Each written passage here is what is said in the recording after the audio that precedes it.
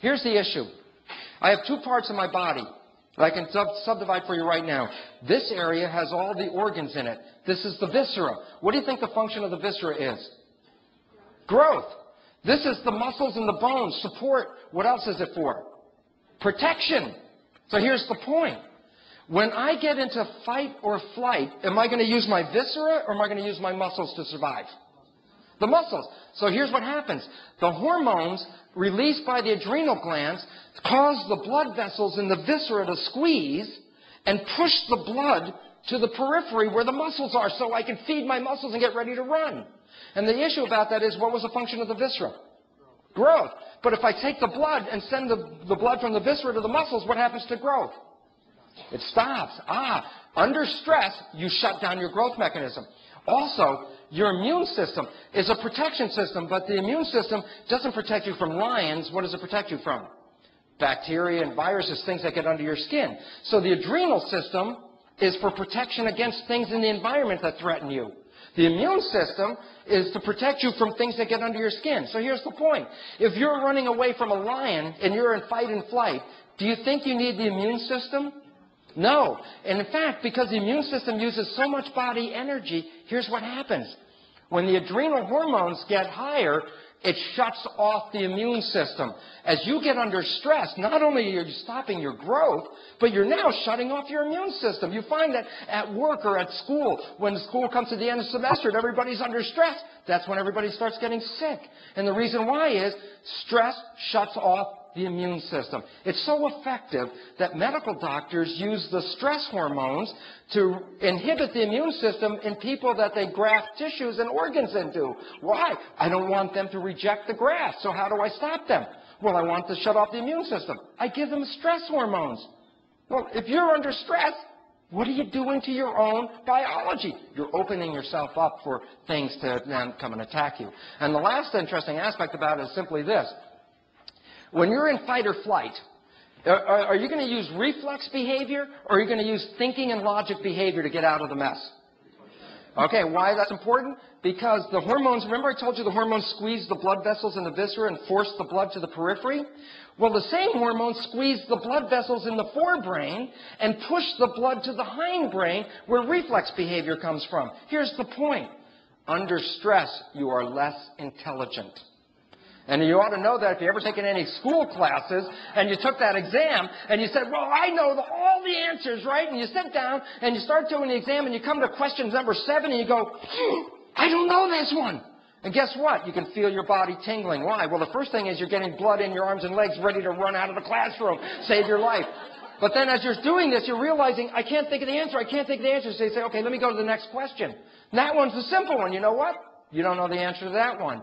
And the reason why? When you get under stress, you get ready for reflex behavior. Your conscious intelligence is reduced. So what does this mean in the world that we live in? Every time you turn on the news, every time you watch the TV, every time you listen to the radio, be afraid, be afraid, be afraid of this, be afraid of that. The air is bad. Flesh-eating bacteria are coming. So the bottom line is this. What do you think about your normal adrenaline levels in the population? They're so high, we're all under stress. People are getting sicker by the day, and we're getting less intelligent. So in conclusion, let me wrap it up and show you this. Here's the point. The body is like a camera for the following reason. Whatever the environmental signal is, it's picked up by the lens. So the camera sees something. The lens picks it up and translates it into the film where you make a complementary copy. So that the camera always makes a complement of what is found in the environment. Well, the truth is, in biology, it's the same thing. The cell is like a camera. Whatever is in the environment, the membrane is like a lens. It picks up the image and sends that image to the nucleus where the database is. And that's where the stored images are. And the interesting aspect about it is this. The cell will make a physical structure to complement the environment. So that's, if you're a diagnostician and you're looking at somebody's health, their physical expression is a reflection of the environment that they're in because they're making that mimic. So the bottom line is this. When you open your eyes, is this the image you see? The reason why. If you open your eyes and live in this stressful situation, what are you going to do to your physiology? Adrenaline, fight or flight, shut down growth, shut down the immune system, and be less intelligent. But you could easily look at the world and see a much better, healthier picture. For example, Maxfield Parrish's ecstasy. When you see this picture, so the question is, I could see this world and see this, and what do you think I'm going to be in growth or protection? Growth. So the bottom line is how I see it is adjusting who I am. Well, the interesting part about that is as follows. The perception interfaces between the environment and your biology. But your perception is belief. And therefore, beliefs act as a filter between the real environment and your biology. So your belief filters interfere if they're not accurate. If your beliefs are off, you're going to select genes that are inappropriate for the environment. So again, what keeps you in balance? Keeping your perception clear. So the bottom line is this. We actually end up with a filter between the environment and the camera, which is learned. We learned these filters. Before we were born, we were already learning. On the weekend course, I talk about conscious parenting. Many of your beliefs were already installed in you before you were born through the interaction of your mother and her perception of the environment, because she was helping. Mothers and fathers are actually are genetic engineers. They are selecting genes in their offspring as they develop, so the offspring fits the environment that the parents live in. Interesting point. Well, the question is this. We have filters. Now, you've got envelopes that you came with. There's a red and green filter. Let's call these belief filters. And what I would like you to do is put one or the other filters in front of your eyes. Pick a red one or a green one, whatever one they got, and hold it up in front of your eyes and look at the screen. I'm going to ask you a question, and don't open them up. If they're double, keep them folded, okay? Here you go. Now, I'm going to ask you a question. When you look at the picture, tell me if this is a picture of love or fear. When you see it, does it look like love or fear with your glasses on? Put the glasses on.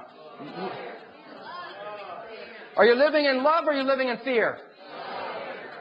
Okay, now take the glasses off and find the other glasses.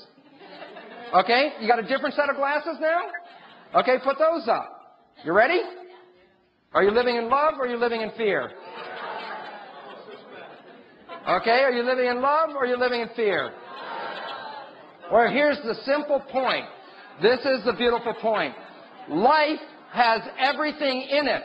Life has everything, but you will only see what you have perception filters to see. And you were taught perception filters. You were taught by your parents. You were taught in school. You were taught how to see life. And here's the beautiful part.